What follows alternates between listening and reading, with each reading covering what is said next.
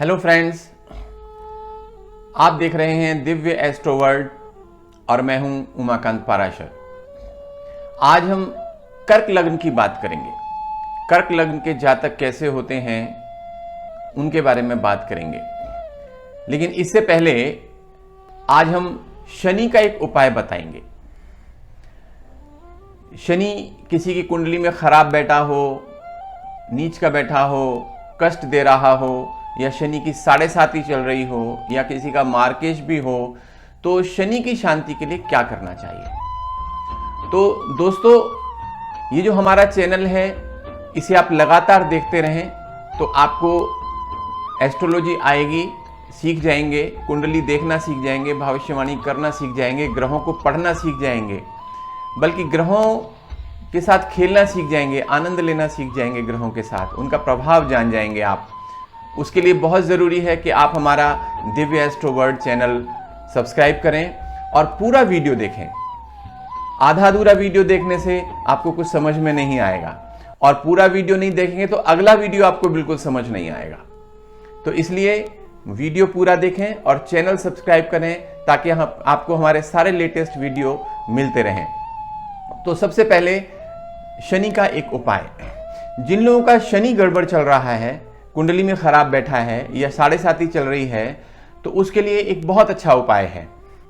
एक छोटी सी मटकी लें, मटकी में सरसों का तेल भरें, उसमें 11 कीलें लोहे की जंग लगी हुई हो तो बहुत अच्छा है, कुछ थोड़े से काले तिल और थोड़ा सा रांगा एक मेटल होता है, रांगा डालें उसमें, और काले उड़द, थोड़े से काले उड़द डालें। ये भरकर उसको ऊपर से ढक्कन लगा दें, मटकी के ऊपर ढक्कन आता है मिट्टी का ही बना हुआ, और उसे आटे से सील कर दें। उसके ऊपर एक काला कपड़ा बांध के उसको धागे से बांध दें, और कहीं नदी किनारे जहाँ पानी बहता हुआ हो वहाँ जाकर अपने ऊपर से 7 बार सर से क्लॉकवाइज घुमाकर और पानी के किनारे गाड़ दें। ऐसी जगह गाड़ें जहाँ मिट्टी गीली रहती हो, बालू गीली रहती हो। तो ये काम आप साल में एक बार करेंगे तो शनि के दुष्प्रभावों से आपको काफ़ी हद तक मुक्ति मिलेगी। और एक बात और ध्यान रखें, ये उपाय आपके जन्मदिन से अगले जन्मदिन तक काम करता है, 1 साल तक। यानी जब आपका जन्मदिन है उस जन्मदिन के बाद आप इसको करें तो अगले जन्मदिन तक ये काम करेगा, और अगले जन्मदिन के बाद अगले साल उसके बाद फिर आप ये उपाय करें। तो ये बहुत कारगर उपाय है। जिनको शनि से परेशानी है, शनि की 7.5 है, शनि से पीड़ित हैं, शनि की दशा महादशा परेशान कर रही है, शनि नीच का बैठा है, तो इस उपाय को करने से बहुत फायदा मिलता है। तो दोस्तों, आज हम कर्क राशि की बात कर रहे हैं। कर्क राशि, कर्क लग्न जो है ये चौथी राशि है। मेष, वृष, मिथुन और कर्क। ये जो कर्क राशि अगर जब लग्न भाव में यानी प्रथम भाव में जब कर्क राशि बैठी होती है तो व्यक्ति की लग्न कर्क मानी जाती है। मैंने पहले भी बताया था कि लग्न वो होती है जो राशि आपके कुंडली के प्रथम भाव में बैठी है, वो आपकी लग्न होती है। यहां पर कुंडली के प्रथम भाव में 4 नंबर लिखा है, यानी कर्क राशि बैठी है, तो इस कुंडली वाले व्यक्ति की लग्न कर्क है। कर्क चर लग्न है। ये जो 4 लग्न होती हैं, मेष, कर्क, तुला और मकर, ये चारों चर लग्न हैं, और इन सब में सबसे ज्यादा चर लग्न है कर्क लग्न, सबसे ज्यादा चर लग्न। इस तरह के व्यक्ति पूरे जीवन में अपना स्थान बदलते रहते हैं, घर भी बदलते रहेंगे, कार्य स्थान भी बदलते रहेंगे, बिजनेस होगा तो वो भी बदलते रहेंगे। तो ये चर लग्न होती है। ये जो कर्क लग्न है, ये मैंने बताया था कि हर राशि 30 डिग्री की होती है, तो लग्न भी 12 है, 30-30 डिग्री मिलाकर पूरा 360 डिग्री का सर्कल हो जाता है। तो 360 डिग्री की लग्न में कर्क लग्न 1 डिग्री से लेकर 3.5 डिग्री तक बहुत अच्छा प्रभाव देती है। यानी कर्क राशि का, कर्क लग्न का पूरा 100% प्रभाव उसके 1 डिग्री से लेकर 3.5 डिग्री तक होने में दिखाई देता है।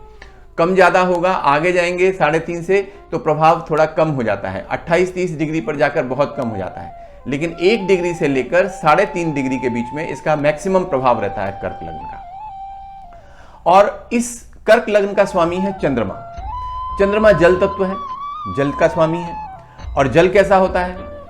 जल द मोस्ट एडजस्टेबल एंटिटी, यानी गिलास में डाल लो गिलास जैसा, कप में डाल लो कप जैसा, बोतल में डाल लो बोतल जैसा, ठीक है ना। तो बड़ा एडजस्टेबल होता है, इसकी शेप साइज सबके हिसाब से एडजस्ट कर जाता है। तो ये कर्क लग्न वाले ऐसे होते हैं जो हर परिस्थिति में हर तरह के व्यक्तियों के साथ अपने आप को एडजस्ट कर लेते हैं। और ऐसे व्यक्ति बड़े इमोशनल, तरल होते हैं, इमोशनल होते हैं, जल की तरह से ही तरल होते हैं। महान आत्मा, कर्क लग्न के व्यक्ति बड़े महान आत्मा माने जाते हैं। बड़े बड़े वैज्ञानिक, बड़े बड़े संत महापुरुष, परमहंस, बड़े बड़े युग प्रवर्तक और बड़े बड़े महान राजा इस कर्क लग्न में हुए हैं। भगवान राम का जन्म इसी कर्क लग्न में हुआ। भगवान राम से पहले उनके एक पूर्वज रहे राजा हरिश्चंद्र, उनका भी कर्क लग्न में जन्म हुआ। ये सामने आपके भगवान राम की जन्म कुंडली रखी है। कर्क लग्न है, बृहस्पति और चंद्रमा लग्न में बैठे हैं, शनि 4थे भाव में बैठा है, राहु 6ठे भाव में बैठा है, मंगल 7वें भाव में है, शुक्र 9वें भाव में है, सूर्य 10वें भाव में है, बुध 11वें भाव में है और केतु 12वें भाव में है। वैसे हम भगवान राम की कुंडली फिर कभी डिटेल में डिस्कस करेंगे। आज ब्रीफ में आपको थोड़ा सा कर्क लग्न की बात आई तो बता देता हूं। यहां पर बृहस्पति केंद्र में लग्न में उच्च का बैठा है, तो बृहस्पति का पूर्ण प्रभाव व्यक्ति के शरीर पर है और चंद्रमा के साथ बैठा है तो मन पर भी है। यानी भगवान राम पर बृहस्पति का पूरा प्रभाव उनके शरीर और मन मस्तिष्क पर पूरा प्रभाव, यानी बुद्धि, ज्ञान, विवेक, सारी चीजें बृहस्पति यहां बैठकर देता है। और चंद्रमा यहां रहने से, चंद्रमा स्वराशि का है, अपनी राशि में बैठा है, अपने राशि में लग्न में बैठा है, तो चंद्रमा यहां बैठने से लग्न और मजबूत हो जाती है। जो हमने कहा बड़े तरल होते हैं, बड़े एडजस्टेबल होते हैं, बड़े धैर्यवान होते हैं ऐसे लोग, तो वो प्रभाव मैक्सिमम हो जाता है अगर चंद्रमा कर्क लग्न में ही आकर बैठ जाए। तो यहां बैठकर बृहस्पति 7वें भाव को पूर्ण दृष्टि से देख रहा है, 9वें भाव को पूर्ण दृष्टि से देख रहा है। चंद्रमा भी यहां 7वें भाव को पूर्ण दृष्टि से देख रहा है, 9वें भाव को भी देख रहा है और एकादश भाव को भी देख रहा है, भाग्य भाव को देख रहा है और लाभ भाव को भी देख रहा है। शनि यहां 4th भाव में, सुख स्थान में उच्च का बैठा हुआ है। शनि तुला राशि में उच्च का होता है, तो शनि यहां पर उच्च का बैठा है, यह भी बहुत अच्छी स्थिति है। राहु 6ठे स्थान में है। मैंने पहले भी बताया था, राहु अगर 6ठे स्थान में बैठ जाए तो व्यक्ति शत्रुहंता होता है, शत्रुओं पर विजय प्राप्त करता है, उसके सामने कोई शत्रु टिकता नहीं है। तो भगवान राम के विषय में देखिए, रावण कितना बड़ा योद्धा था, लेकिन भगवान राम ने उसको मारा युद्ध में। केतु 12वें स्थान में बैठकर, मैंने कहा मोक्ष का कारक होता है, मोक्ष दिलाता है। तो यहां केतु, कृष्ण की कुंडली में भी हमने देखा कि राहु यहां था और केतु यहां था। कृष्ण भी शत्रुहंता थे, शत्रुओं का विनाश किया, और राम भी शत्रुओं का विनाश किया, और केतु उनका भी मोक्ष कारक था, कृष्ण का यहां भी मोक्ष कारक है। मंगल भी यहां पर 7वें भाव में उच्च का बैठा हुआ है। मकर राशि में मंगल उच्च का होता है, तो मंगल यहां बैठकर, डिटेल स्टडी हम आगे करेंगे कभी भगवान राम की कुंडली की। और यहां पर भाग्य भाव में शुक्र बैठा है, मीन राशि का, यह भी उच्च का है। तो शुक्र जो है, शुक्र जब उच्च का होता है और वो भी भाग्य भाव में, तो भाग्य बहुत तेजी से चलना शुरू हो जाता है और सारी सुख सुविधाएं, सुख समृद्धि देता है, सारे ऐशो आराम देता है। वो बाद में बात करेंगे कि फिर उनको वनवास क्यों मिला, वो जब डिटेल स्टडी करेंगे तब देखेंगे कि उनको वनवास क्यों मिला। बुध यहां पर एकादश भाव में, सूर्य 10वें भाव में है, सूर्य मेष राशि का बैठा है, यह भी उच्च का बैठा है। मेष राशि का सूर्य उच्च का बैठा होता है और सूर्य यहां का कारक भी है 10वें भाव का। बुध एकादश भाव में है, बुध एकादश भाव में बैठकर आय बहुत अच्छी देता है, धन धान्य बहुत अच्छा देता है, पंचम भाव को देख रहा है, पंचम भाव को देखता है तो बहुत ज्यादा बुद्धिकारक भी हो जाता है, बुद्धि बहुत अच्छी देता है, बुद्धि विवेक बहुत अच्छा देता है, धैर्य बहुत अच्छा देता है। तो इस कुंडली में अगर देखेंगे तो कितने ग्रह उच्च के बैठे हुए हैं और केंद्र में 1 2 3 4 5 ग्रह केंद्र में बैठे हैं और शुक्र त्रिकोण में बैठा है। तो 6 ग्रह ये बहुत अच्छी स्थिति में है और इसमें से इस कुंडली में देखेंगे तो एक बृहस्पति उच्च का है, शनि दूसरा उच्च का है, मंगल तीसरा उच्च का है, शुक्र चौथा उच्च का है और सूर्य 5 का उच्च का, यानी 5 ग्रह उच्च के बैठे हैं इस कुंडली में। और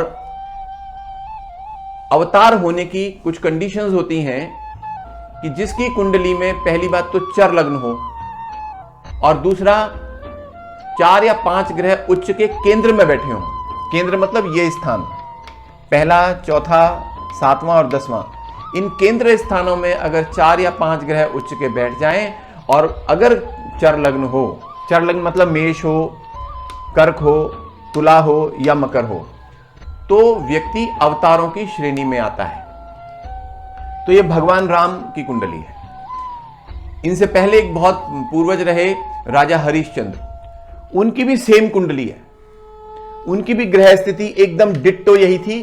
केवल फर्क इतना था कि ये चंद्रमा यहां की बजाय यहां बैठा है वहां, बस इतना फर्क है। बाकी राजा हरिश्चंद्र की कुंडली में भी यही उच्च के ग्रह बैठे थे, 5 ग्रह उच्च के बैठे थे और उसी जगह पे बैठे थे जहां इनके बैठे हैं। तो ये हो गई भगवान राम की कुंडली और भगवान ये राजा हरिश्चंद्र की कुंडली।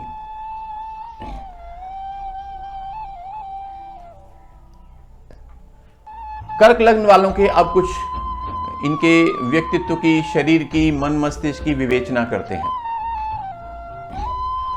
तो कर्क लग्न वाले बड़े शांत प्रकृति के होते हैं, ये हड़बड़ाहट वाले व्यक्ति नहीं होते, बड़े शांत प्रकृति के होते हैं, उग्रता रहित होते हैं। अब भगवान राम का व्यक्तित्व अगर देखेंगे और अगर देखें किसी भी स्थिति में, धनुष यज्ञ की स्थिति में देख लें, जब परशुराम बड़े क्रोध में थे तो भगवान राम बड़े संयत थे, बड़े विनम्र थे, कहीं कोई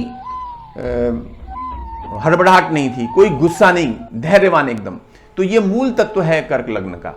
तो बड़े शांत होते हैं ऐसे लोग, उग्रता से रहित होते हैं, विनम्र होते हैं, बड़े परोपकारी होते हैं, ईश्वर भक्त होते हैं। और चंद्रमा के प्रभाव से ऐसे लोग परमात्मा को प्राप्त करते हैं। और चंद्रमा जो है चूंकि जल तत्व है इसलिए उग्रता को समाप्त करता है, और क्योंकि उग्रता हर क्षेत्र में बाधक होती है। अगर आपका स्वभाव उग्र है, गुस्से वाला है, लड़ाका झड़ाका है, तो आपको हर क्षेत्र में रुकावट आएगी कहीं ना कहीं। तो ये उग्रता को शांत करता है। लेकिन चंद्रमा अगर 6ठे 8वें 12वें स्थान में चला जाए, अगर चंद्रमा इस कुंडली में 6ठे स्थान में यहां हो, 8वें स्थान में हो या 12वें स्थान में हो, तो अच्छा फल नहीं देता है। या फिर राहु के साथ बैठा हो, अब यहां पर तो राहु के साथ ही बैठा है, राहु के साथ कहीं भी कुंडली में बैठा हो तो राहु से ग्रसित हो जाता है, पीड़ित हो जाता है।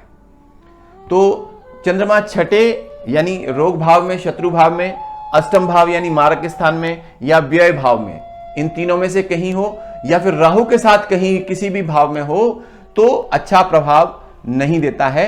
और वो क्यों नहीं देता है कि ये जन्म कुंडली दिखाती है इस तरह की कि इस व्यक्ति ने पिछले जन्म में बड़े कोई पाप कर्म किए हैं, बड़े कोई निंदनीय कर्म किए हैं, तो उसके कारण ये ग्रह यहां पर बैठे हैं और इसके कारण इसको यहां दंड मिलने वाला है। तो यहां चंद्रमा चूंकि लग्न का स्वामी है शरीर को, तो सबसे पहले शरीर को कष्ट मिलेगा। यहां बैठने पर रोग ज्यादा होंगे, यहां बैठने पर आयु के ऊपर खतरा रहेगा, यहां बैठने पर कोई चीज का रिजल्ट नहीं आएगा, धन दान नहीं होगा, व्यक्ति गरीब होगा, दीन होगा, तो ये सारी चीजें होंगी। तो अब चंद्रमा अगर किसी की कुंडली में गड़बड़ है तो उसकी शांति के लिए एक मंत्र बता देता हूं। जिन लोगों की कुंडली में चंद्रमा खराब है तो उनके लिए एक मंत्र है, ओम श्रांग श्रींग श्रौंग सह चंद्रमसे नमः। दोबारा से सुनिए, ओम श्रांग श्रींग श्रौंग सह चंद्रमसे नमः। इस मंत्र का जाप करें डेली, तो चंद्रमा से जो कष्ट है उसका निवारण होता है। और चंद्रमा किसी भी ग्रह का कमजोर अगर बैठा है, उसका प्रभाव बढ़ाने के लिए आप छोटी उंगली में सबसे कनिष्ठिका लिटिल फिंगर जो होती है उसमें मोती धारण करें, और मोती जब धारण करें तो चांदी में धारण करें। तो ये चंद्रमा के लिए है। तो ऐसे जो अब उनका व्यक्तित्व कैसा होता है चंद्रमा कर्क लग्न वालों का, तो कर्क लग्न वाले बड़े मिलनसार होते हैं, बड़े आनंद देने वाले व्यक्ति होते हैं। उसको देख के ही आपको बड़े आनंद की प्राप्ति होती है, उनके दर्शन मात्र से आपको आनंद मिल जाता है। और ऐसे लोग विलास प्रिय भी होते हैं, सुंदर वस्तुओं के चाहने वाले होते हैं, साफ सुथरे रहने वाले होते हैं, सत्य प्रिय होते हैं, बड़े बन ठन कर रहते हैं और उत्तम भोजन चाहने वाले होते हैं। ऐसे लोग बड़ा अच्छा भोजन करने वाले होते हैं और इनका स्वर बड़ा मधुर होता है, बड़े मीठे वचन बोलने वाले होते हैं, बड़े प्रभावशाली लोग होते हैं, भ्रमणशील होते हैं। भ्रमणशील मतलब घूमने फिरने वाले। तो भगवान राम को देखेंगे, बड़ा मधुर स्वर था, बड़े प्यार से सबसे बात करते थे और पूरा जीवन उनका घूमते घूमते निकला। तो यशस्वी होते हैं और रहन सहन बड़ा ठाट बाट वाला होता है, राजा महाराजाओं जैसा। कर्तव्य परायण बहुत होते हैं ऐसे लोग, अपने कर्तव्य का बहुत अच्छे से पालन करते हैं। राम के व्यक्तित्व को भी देखेंगे तो हर जगह उन्होंने अपने कर्तव्य का पालन किया है। और सबसे बड़ा प्रजा के प्रति कर्तव्य का पालन, यानी एक प्रजा के गरीब आदमी के टॉन्ट मारने पे उन्होंने सीता को एक तरह से वन में भेज दिया। तो ऐसे लोग कर्तव्य परायण होते हैं, अपने गुरुजनों, श्रेष्ठ जनों, अपने से बड़े लोगों का बड़ा आदर सम्मान करते हैं, उनके प्रति भक्ति भाव रहता है। और ऐसे लोगों को खाने में मीठा पसंद होता है, मीठी चीजें, मीठा भोजन बहुत पसंद होता है। और सगे संबंधियों के प्रति इनका बड़ा दया भाव होता है, प्रेम भाव होता है, आदर भाव भी होता है। लेकिन ऐसे लोगों का एक और भी थोड़ा गड़बड़ भी है। गड़बड़ मतलब थोड़ा अतिवादी वो रहता है कि ये जिसको चाहते हैं मन से उसकी सब बातों को स्वीकार करते हैं, और जिसको नहीं चाहते हैं उसकी बात सुनते ही नहीं है, समझे ना। उसकी बात सुनने को ही तैयार नहीं होते हैं, उसकी बात पे विश्वास करने को ही तैयार नहीं होते हैं, बल्कि उसके पास बैठने को तैयार नहीं होते। और जबरदस्ती उसके पास बैठना पड़ जाए तो ऐसा हो जाता है, चिड़चिड़ापन आ जाता है इनको जैसे, और लंबे समय तक बैठना पड़ जाए तो बीमारों जैसी स्थिति हो जाती है ऐसे लोगों की। और लेकिन ऐसे लोग किसी भी व्यक्ति का, किसी भी परिस्थिति का, किसी भी वस्तु की क्या असली उपयोगिता है उसको समझते हैं। व्यक्ति की ठीक उपयोगिता समझेंगे, उसके गुणों की, वस्तु की ठीक उपयोगिता समझेंगे, उसका वैल्यू क्या है, उसका मोल क्या है, इसको बहुत अच्छे से आंक लेते हैं ऐसे व्यक्ति। और ऐसे व्यक्ति, चूंकि मैंने कहा ये कर्क लग्न वाले चर लग्न होती है, घूमते फिरते रहते हैं, लेकिन सारा जीवन घूमते फिरते रहते हैं और काम धंधा भी ऐसा ही करते हैं। कोई सेल्स वाला काम कर लेंगे, या घूमने वाला ट्रेवल एजेंट वाला काम करेंगे, टूर ट्रेवल वाला कुछ करेंगे, कुछ ना कुछ इस तरह का होगा। लेकिन इनकी बड़ी इच्छा रहती है कि घर पर रहें। और अगर कर्क लग्न की कन्या हो तो बड़ी सुंदर होती है, चंद्रमा सो मुख सलोनो, कन्या के बारे में कहा जाता है। और बड़ी शीलवती होती है, और ऐसी होती है जिस पर आप विश्वास कर सकते हैं। वो भी शीतल, जल की तरह से तरल, सबसे साथ एडजस्ट करने वाली, बड़ी शांति प्रिय, शांतिमयी, जिसको देखकर ही फेस देखकर लगेगा हाँ हाँ क्या शांत प्रकृति है।